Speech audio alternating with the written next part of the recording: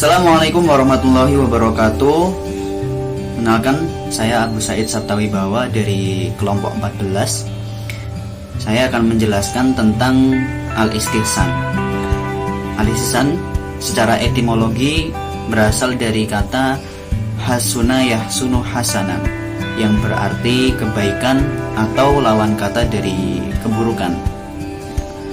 Kemudian secara terminologi, beberapa ulama menjelaskan, di antaranya ada Imam Asy-Syatibi menjelaskan al-akhadhu bimaslahati juz'iyatin fi muqabilati dalili kulli, yang artinya menggunakan kemaslahatan yang bersifat juz'i sebagai pengganti dalil yang bersifat kulli. Kemudian dari ulama-ulama yang lain yaitu ada ulama dari kalangan Imam Hanafi atau Hanafiyah menjelaskan, salah satunya yaitu Imam Al-Basdawi menjelaskan bahwa istihsan adalah meninggalkan keharusan menggunakan kias dan berpindah kepada kias yang lebih baik atau lebih kuat, atau bisa disebut istihsan ini mentakhsiskan kias, mengkhususkan kias dengan dalil yang lebih kuat daripada kias itu sendiri. Kemudian ada lagi dari ulama kalangan Malikiyah,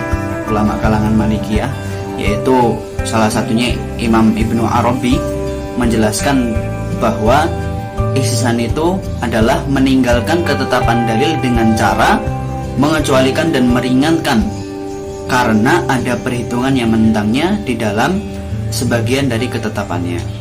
Maka dapat disimpulkan bahwa istihsan ini adalah suatu metode istinbat hukum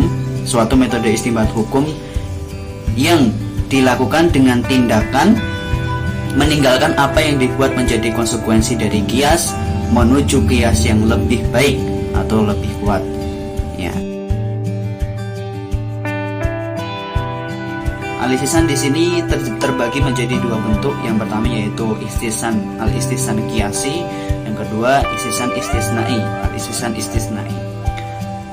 Al-istihsan qiyasi adalah suatu bentuk pengalihan hukum dari ketentuan hukum yang didasarkan kepada qiyas jali kepada ketentuan hukum yang didasarkan kepada qiyas kafi.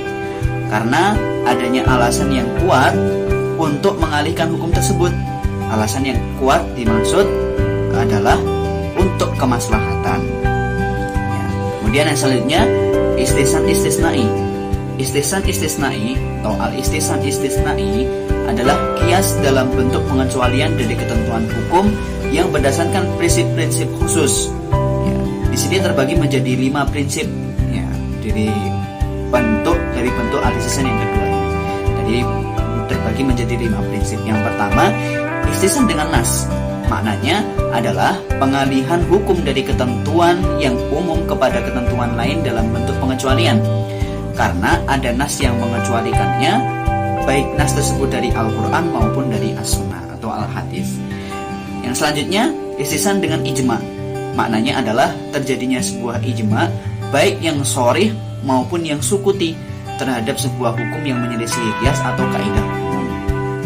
Kemudian yang ketiga, istihsan dengan kedaruratan, yaitu ketika seorang mujtahid melihat ada suatu kedaruratan atau kemaslahatan yang menyebabkan ia meninggalkan qiyas demi memenuhi hajat yang darurat itu atau mencegah kemudharatan. Kemudian istihsan dengan urf atau konvensi yang umum berlaku. Artinya meninggalkan apa yang menjadi konsekuensi qiyas menuju hukum lain yang berbeda dengan urf yang umum, yang berlaku pada saat itu, baik urf yang bersifat perkataan maupun urf yang bersifat perbuatan.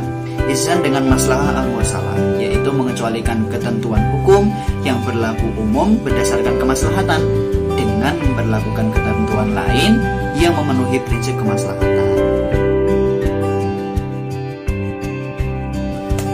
Lalu kewajahan dari istihsan itu sendiri di kalangan ulama dari madhab Malikiyah dan Hanafiyah menetapkan bahwa istihsan ini adalah metode istinbat hukum yang dapat dijadikan hujjah untuk menetapkan hukum terhadap sesuatu yang telah ditetapkan kias atau keumuman nas.